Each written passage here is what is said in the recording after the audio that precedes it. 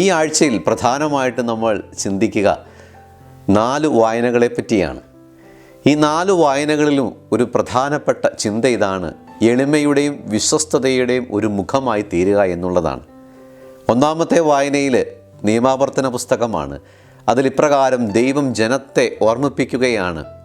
അവർ എപ്പോഴും വീഴ്ചയിലുള്ള, അസ്വസ്ഥപ്പെടുന്ന, തകർച്ചയിലൂടെ കടന്നു പോകുന്ന ഒരു ജനസമൂഹമായിരുന്നു. അപ്പോൾ ദൈവം ഇടയ്ക്കിടയ്ക്ക് അവരെ ഓർമ്മിപ്പിക്കും. പ്രമാണങ്ങളെപ്പറ്റി, സ്നേഹത്തെപ്പറ്റി, ആ വിശ്വസ്തതയെപ്പറ്റി എപ്പോഴും ഓർമ്മിപ്പിച്ചുകൊണ്ടേയിരിക്കും. നിയമാവർത്തന പുസ്തകത്തിൽ ഇപ്രകാരം പറയുകയാണ്: നിങ്ങളെൻ്റെ കൽപ്പനകൾ പാലിച്ചാൽ നിങ്ങൾക്ക് അനുഗ്രഹമുണ്ടാകും, എളിമയോടുകൂടി അത് അനുവർത്തിച്ചു കഴിഞ്ഞാൽ ഉയർച്ചയുണ്ടാകും എന്ന്. അതുകൊണ്ട് പ്രലോഭനങ്ങൾക്ക് അടിമപ്പെടാൻ അതിന് വശംവദരാകുന്ന ജനമാണെന്ന് കണ്ടു കഴിഞ്ഞപ്പോൾ ദൈവം അവരെ ഓർമ്മിപ്പിക്കുകയാണ്. രണ്ടാമത്തെ വായനയിൽ യേശയ്യാ പ്രവാചകൻ്റെ പുസ്തകമാണ്. ദൈവത്തിൻ്റെ വലിയ മഹത്വീകരണത്തെപ്പറ്റിയാണ് അവിടെ പറയുക. ദൈവത്തെ അംഗീകരിക്കുക, ദൈവത്തിനെ മഹത്വപ്പെടുത്തി, ദൈവത്തെ സ്തുതിച്ചുകൊണ്ട് ആരാധിച്ചുകൊണ്ട് ജീവിക്കുന്ന ഒരു ജനമാവുക. അതുകൊണ്ട് ഇപ്രകാരം പറയുന്നുണ്ട്, 40-ാം അധ്യായത്തിലാണ് അത് കണ്ടുമുട്ടുക: കൈക്കുമ്പിളിൽ ആഴിയെ അളക്കുന്നവൻ, അത്രമാത്രം ഉന്നതനായവൻ, സ്നേഹിക്കുന്നവൻ നിങ്ങളുടെ കൂടെയുണ്ടെന്നും നിങ്ങളെ ശക്തിപ്പെടുത്തുന്നുണ്ടെന്നും അവൻ നമ്മോട് പറയുകയാണ്. ആ സ്നേഹത്തെക്കുറിച്ച് ചിന്തിക്കാനും ആ സ്നേഹത്തിൽ വസിക്കാനും എളിമയോടുകൂടി ആയിരിക്കാനും ജനത്തെ ഉദ്ബോധിപ്പിക്കുകയാണ് യേശയ്യാ പ്രവാചകനിലൂടെ. കാരണം ജനം ദൈവത്തെ മറന്ന് ജീവിക്കുന്ന സമയങ്ങളിൽ പ്രവാചകന്മാരിലൂടെ ദൈവം സംസാരിക്കുന്നുണ്ട്. വീണ്ടും കൊറിന്തോസ്യർക്ക് എഴുതിയ ലേഖനത്തിൽ പൗലോസ്ലീഹ പറയുകയാണ്: തീത്തോസും ഞാനും ദൈവജ്ഞാനത്തിന് വിധേയപ്പെട്ട്, ദൈവിക സംവിധാനങ്ങൾക്ക് വിധേയപ്പെട്ട് ജീവിച്ചപ്പോൾ ദൈവം ഞങ്ങളെ ഉയർത്തി എന്ന് പറഞ്ഞു വയ്ക്കുന്നുണ്ട്. നമ്മുടെ ജീവിതത്തിലും ഈ കൊറിന്തോസ്യർക്ക് എഴുതിയ ലേഖനത്തിൽ ഓരോ ദിവസവും അന്വർത്ഥമാകേണ്ട ഒത്തിരിയേറെ കാര്യങ്ങൾ പഠിപ്പിക്കുകയാണ്. സുവിശേഷത്തിലേക്ക് നമ്മൾ കടന്നു വരുമ്പോൾ വിശുദ്ധ മത്തായിയുടെ സുവിശേഷം 20-ാം അധ്യായം നമ്മളെ പഠിപ്പിക്കുന്നത് മുന്തിരിത്തോട്ടത്തിലെ ഉപമയെക്കുറിച്ചാണ്. ഈശോ വ്യക്തമായിട്ട് നമ്മളെ പഠിപ്പിക്കുന്ന ഏറ്റവും മനോഹരമായ ഒരു കാര്യമുണ്ട് അതിനകത്ത്: എളിമയുടെ, വിശ്വസ്തതയുടെ, സ്നേഹത്തിൻ്റെ ഒരു മനോഭാവമാകുക എന്നുള്ളതാണ്. ഈശോ പഠിപ്പിക്കുന്ന കാര്യം ഇതാണ്: ഈശോ ആൾക്കാരിലേക്ക് ഇറങ്ങി ചെല്ലുകയാണ്. അലസരായിരിക്കുന്നവരിലേക്ക് ഇറങ്ങി ചെന്നിട്ട് ഒരു വിളി കൊടുക്കുകയാണ്: നീ വാ, എൻ്റെ തോട്ടത്തിൽ ജോലി ചെയ്യേ.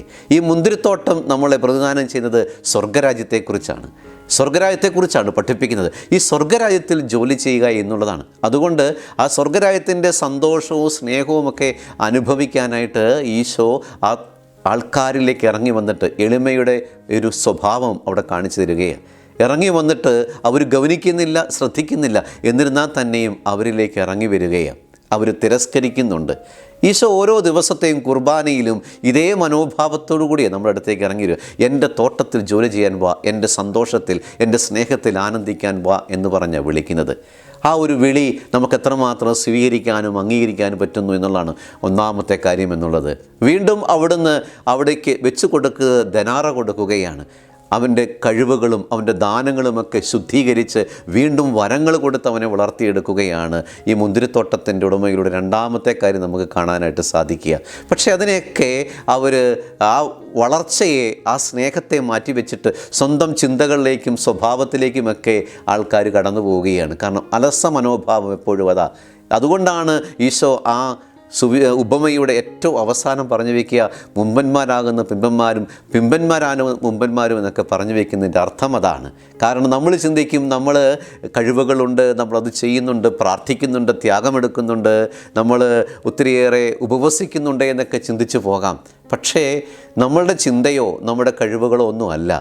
ദൈവം നമുക്ക് അനുഗ്രഹങ്ങൾ, അവസരങ്ങളൊക്കെ വെച്ച് നീട്ടുന്നത് അതിനേറ്റവും വിശുദ്ധിയോടെ വചനാത്മകമായിട്ട് ആ വിശുദ്ധ കുർബാനയിൽ കേന്ദ്രീകൃതമായിട്ട് നീങ്ങുമ്പോഴാണ് അത് കൃപയുള്ള ജീവിതമാകുക. അവിടെയാണ് വില കിട്ടുക. നമ്മുടെ കഴിവുകളോ നമ്മുടെ പ്രയത്നങ്ങളോ ഒന്നുമല്ല. അത് ഏത് സമയത്തും ദൈവം നമ്മുടെ അടുത്തേക്ക് കടന്നു വരുന്നുണ്ട് എന്നുള്ളതാണ്. 9-ാം മണിക്കൂറിലും 1-ാം മണിക്കൂറിലുമൊക്കെ അവിടുന്ന് കടന്നു വരുന്നുണ്ട്. നമ്മളത് ചെയ്തു, അല്ലെങ്കിൽ ഇപ്പോൾ വന്നവന് കിട്ടി എന്ന് പറഞ്ഞ് നമ്മൾ കുറ്റപ്പെടുത്തിയിട്ട് നമുക്ക് അർത്ഥമില്ല. നമ്മളെന്ത് ചെയ്തു എന്നുള്ളതല്ല, എങ്ങനെ ജീവിക്കുന്നു, വചനമനുസരിച്ച് സ്നേഹമനുസരിച്ച് ജീവിക്കാനായിട്ട് സാധിക്കുന്നുണ്ടോ എന്നുള്ളതാണ്. അവിടെയാണ് എളിമയുടെ മനോഭാവം, ആ ഒരു വിശ്വസ്തതയുടെ മനോഭാവം ദൈവം നമ്മളെ പഠിപ്പിക്കുന്നത്. അത് പുത്രനായ ഈശോയിലൂടെ ഇന്ന് ഈ സുവിശേഷത്തിലെ ഉപമയിലൂടെ നമ്മുടെ ജീവിതത്തിലേക്ക് ഇട്ടുതരികയാണ്. അതേ പ്രാധാന്യത്തോടെ, അതേ സ്നേഹത്തോടെ, എളിമയോടുകൂടി അവൻ്റെ വചനത്തിലേക്ക് എത്താനും ആ തോട്ടത്തിലേക്ക് എത്താനും ജോലി ചെയ്ത് കഴിഞ്ഞാൽ സന്തോഷം അനുഭവിക്കാൻ പറ്റും. അതുകൊണ്ടാണ് ഇന്ന് വെളിപ്പെടാകുന്ന മഹത്വത്തോട് തുലനം ചെയ്യുമ്പോൾ ആ ഒരു ചെറിയ കഷ്ടപ്പാടുകൾ സഹിച്ചാൽ വരാനിരിക്കുന്ന വലിയ മഹത്വം എത്രമാത്രം വലുതാണെന്ന് പൗലോസ്ലീഹ റോമായിലെ ലേഖനം 8-ാം അധ്യായത്തിൽ പറഞ്ഞു വയ്ക്കുന്നുണ്ട്. അതുകൊണ്ട് ഈ പൗലോസ്ലീഹ തൻ്റെ കഷ്ടപ്പാടുകൾ കടന്നു പോയുമ്പോൾ വലിയൊരു മഹത്വം ദർശിച്ചുകൊണ്ടാണ് യാത്ര ചെയ്യുന്നത്. ആ മുന്തിരിത്തോട്ടത്തിൽ ജോലി ചെയ്ത് അവൻ ജീവിക്കുകയാണ്. നമ്മളൊക്കെ ഒരു വലിയൊരു പ്രചോദനവും നമുക്ക് വലിയൊരു ശക്തിയുമാണ് ഈ സ്ലീഹന്മാരും പ്രവാചകന്മാരുമൊക്കെ ജീവിച്ച ജീവിതം എന്നുള്ളത്. അത് നഷ്ടപ്പെടുത്താതെ സ്നേഹത്തോടെ ജീവിക്കാനായിട്ട് നമുക്ക് സാധിക്കട്ടെ. അതായിരിക്കട്ടെ നമ്മുടെ ലക്ഷ്യവും നമ്മുടെ പ്രയത്നവുമൊക്കെ. ഈ മുന്തിരിത്തോട്ടത്തിൽ ജോലി ചെയ്ത് മുൻപന്മാരാകുക എന്നുള്ളത്, അത് സ്നേഹത്തിൽ, വിശ്വസ്തതയിൽ, എളിമയിൽ അനുഗ്രഹങ്ങൾ സമ്പാദിച്ചുകൊണ്ട് ആ ഒരു മുൻപന്തിയിലേക്ക് എത്താൻ, നല്ല ഓട്ടം പൂർത്തിയാക്കുന്നവരാകാൻ സാധിച്ചു കഴിഞ്ഞാൽ നമ്മുടെ ക്രൈസ്തവ ജീവിതം ഏറ്റവും മനോഹരപ്രദമാകും. അതാണ് ഓരോ വിശുദ്ധ കുർബാനയിലും ദൈവം നമ്മളെ പഠിപ്പിക്കുന്നത്. ഓരോ വിശുദ്ധ കുർബാനയിലൂടെയും ദൈവം ആഗ്രഹിക്കുന്നത് നമ്മൾ വളരണം, നമ്മൾ വലുതാകണം. ആ ഒരു വളർച്ചയും വലുതാകലും ഇന്നത്തെ കുർബാനയിലൂടെ നമുക്ക് സാധ്യമാകട്ടെ. അതിനായിട്ട് ദൈവം നമ്മളെ അനുഗ്രഹിക്കട്ടെ.